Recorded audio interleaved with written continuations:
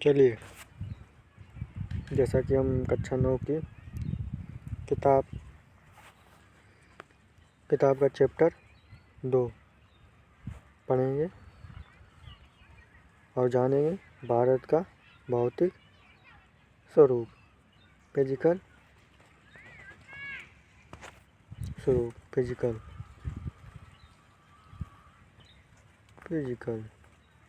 यानी भारत का भौतिक स्वरूप। भौतिक स्वरूप कैसा है भारत का?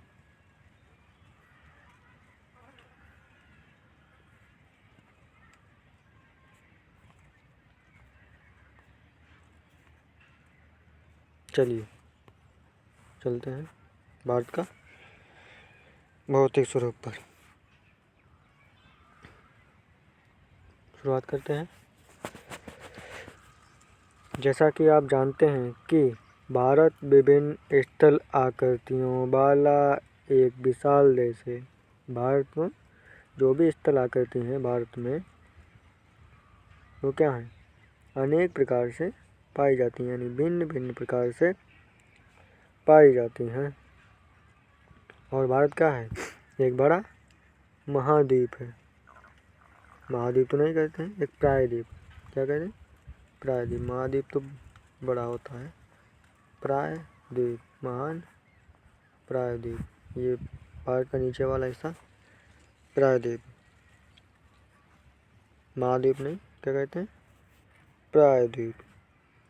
आप किस प्रकार के क्षेत्र या भूभाग में रहते हैं बता सकते हैं? कि हम मैदानी भाग में रहते हैं।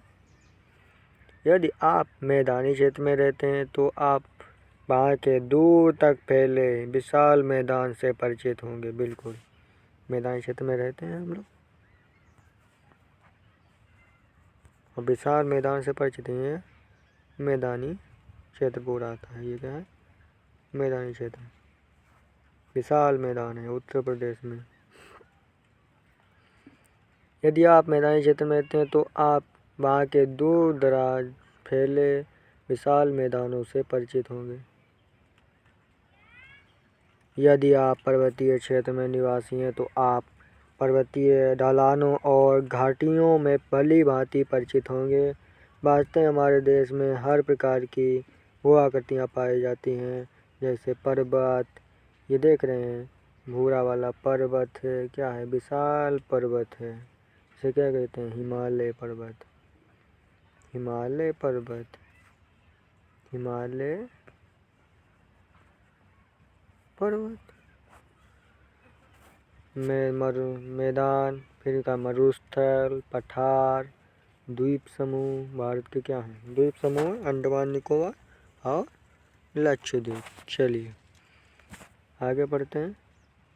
भारत की भूमि बहुत अधिक और भौतिक विभिन्नताओं को दर्शाती है। बिल्कुल, भौतिक विभिन्नताएं क्या होती हैं? भौतिक यही फिजिकल, यानी हम उसको दूर से देख सकते हैं, यानी अपनी आंखों से देख सकते हैं। ये क्या कहलाती हैं? भौतिक अवस्थाएं।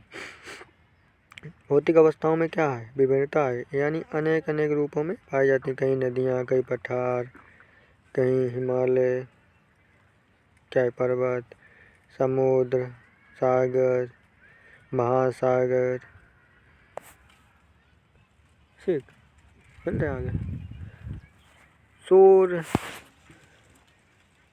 हाँ, भूगर्भीय तौर पर प्रायद्वीप, पठार। तो जूम कर लेते हैं इसको। भूगर्भीय तौर पर प्रायद्वीपीय पठार पृथ्वी को सतह का प्राचीनतम भाग है। इसे भूमि का एक बहुत ही स्थिर भाग माना जाता है, परंतु हाल के भूकंपों से गलत साबित हुआ। यानी भूकंप आए हैं, उन्होंने क्या कर दिया? इसको गलत साबित कर दिया। आगे हम भूकंप पढ़ेंगे, आगे आने वाली कक्षा में इसमें भूकंप की चर्चा होगी तो पढ़ेंगे। हिमालय एवं उत्तरी मैदान हाल में बनी स्थलाकृति, यानी जो हिमालय पूरा बना है वो कैसा है? युवा है, यानी नई नई बनी है। अब ये मत सोच लेना कि 2-3 वर्ष हुए हैं। लाखों वर्षों में क्या होती है? नई। करोड़ों वर्षों में पुरानी। भूगर्भ वैज्ञानिकों के अनुसार हिमालय पर्वत एक अस्थिर भाग है, यानी कि अब उसकी ऊंचाई बढ़ रही है। हिमालय की पूरी पर्वत श्रृंखला एक युवा स्थलाकृति को दर्शाती है, जिसमें ऊंचे शिखर मतलब चोटियाँ, गहरी घाटियाँ तथा तेज बहने वाली नदियाँ हैं। यानी तेज बहने क्या नदियाँ हैं, बड़ी बड़ी नदियाँ देख लेते हैं भारत को, वो चोटियाँ देख लेते हैं और नदियाँ भी देख लेते हैं हिमालय से निकलती हुई। चलिए इसको हम मिटा देते हैं।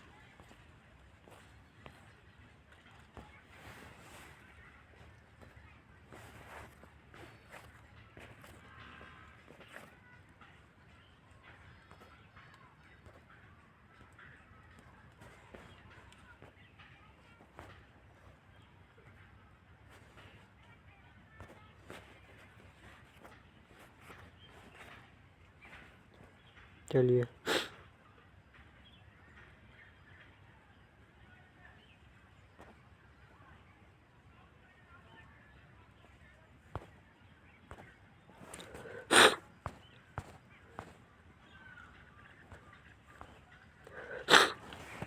चलिए हम देख लेते हैं कुछ चोटियाँ।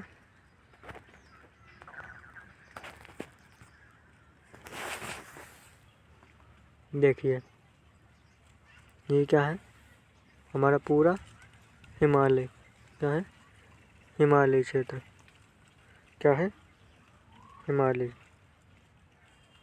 और इसमें क्या दिए हैं, हमें कुछ चोटियाँ दी गई हैं और ये इसमें लाइन बना रखी है। पहले लिखा है काराकोरम, फिर लद्दाख, फिर जास्कर, फिर नीचे शिवालिक। ये नीचे वाला हिस्सा शिवालिक, यानी दक्षिण वाला हिमालय के दक्षिण वाले भाग शिवालिक कहलाता है। अब पूरा हिमालय, और ये हिमालय के बिल्कुल उत्तर वाला भाग जास्कर, नहीं काराकोरम, जास्कर नहीं काराकोरम। शायद विजुअल नहीं हो रहा अच्छे तरीके से। चलिए ये चोटियाँ आपको आगे दिखाई गई हैं, यहाँ कोई याद करने की ज़रूरत नहीं है आपको।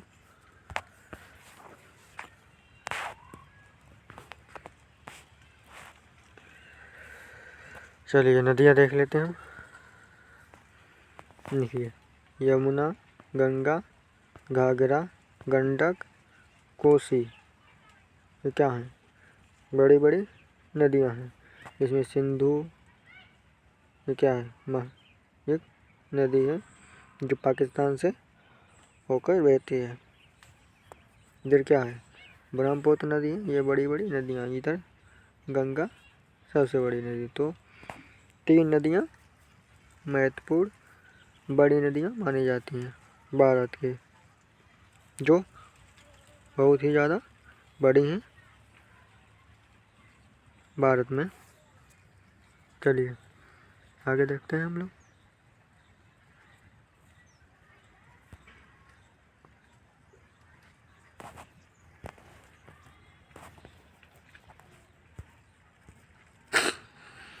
उत्तरी मैदान जलोढ़ निक्षेपों से बने हैं। प्रायद्वीपीय पठार आग्नेय तथा रूपांतरित शैलों वाली कम ऊंची पहाड़ियाँ एवं चौड़ी घाटियाँ से बना है। यानी उत्तरी मैदान किससे बना है, जलोढ़ मृदा से। क्या है, जलोढ़ मृदा। जलोढ़ मृदा कैसी होती है, वो बहुत ही उपजाऊ मृदा। प्रायद्वीपीय पठार आग्नेय चट्टानों से रूपांतरित शैलों से क्या बना है, पठार पूरक बना है आग्नेय रूपांतरित शैलों से और कम ऊंची पहाड़ियों एवं चौड़े घाटियों से बना है। क्या, भारत का दक्षिणी प्रायद्वीप इससे बना है। इसमें क्या क्या पाए जाते हैं, खनिज। आग्नेय रूपांतरित क्या पाए जाते हैं, चट्टानें। अब यहाँ से पढ़ते हैं मुख्य भौगोलिक वितरण। भारत की भौगोलिक आकृतियों को निम्नलिखित वर्गों में विभाजित किया जा सकता है। पहला हिमालय, फिर उत्तरी मैदान, फिर प्रायद्वीपीय पठार, फिर भारतीय मरुस्थल, फिर तटीय मैदान, फिर प्रायद्वीप। 6 भागों में बांट रखा है, यानी भारत में हिमालय पर्वत, मैदान, उत्तरी मैदान, प्रायद्वीप पठार, भारतीय मरुस्थल, तटीय मैदान, द्वीप समूह। चलिए हिमालय पढ़ते हैं। वहाँ पर हमने इसीलिए नहीं पढ़ा था क्योंकि आगे इसमें पढ़ने को दिया है। हिमालय पर्वत भारत का उत्तरी सीमा पर विस्तृत हिमालय भूगर्भीय रूप से युवा एवं बनावट के दृष्टिकोण से वलित पर्वत श्रृंखला है। यानी क्या है? युवा है और वलित पर्वत श्रृंखला है। यानी अभी क्या है? नहीं, ये पर्वत श्रृंखलाएँ पश्चिम पूर्व दिशा में सिंधु से लेकर ब्रह्मपुत्र तक फैली हैं। यानी सिंधु नदी पश्चिम में और पूर्व ब्रह्मपुत्र नदी। हिमालय की सबसे ऊंची पर्वत श्रेणी है। हिमालय विश्व की सबसे ऊंची पर्वत श्रेणी, यानी सबसे ऊंचा क्या है? हिमालय है। और ये अत्यधिक असम अवरोधों में से एक है।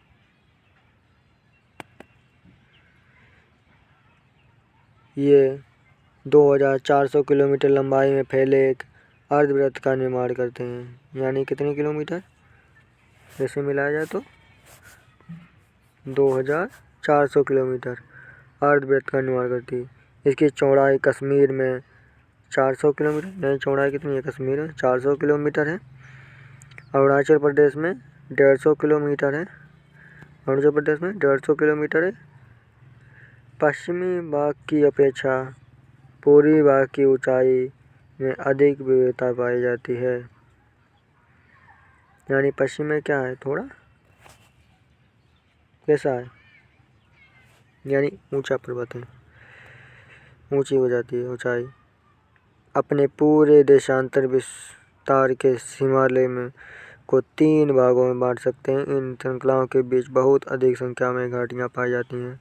सबसे उत्तरी भाग में स्थित श्रृंखला जो महान या आंतरिक हिमालय या हिमाद्री कहते हैं, ये सबसे अधिक सतर्क श्रृंखला है।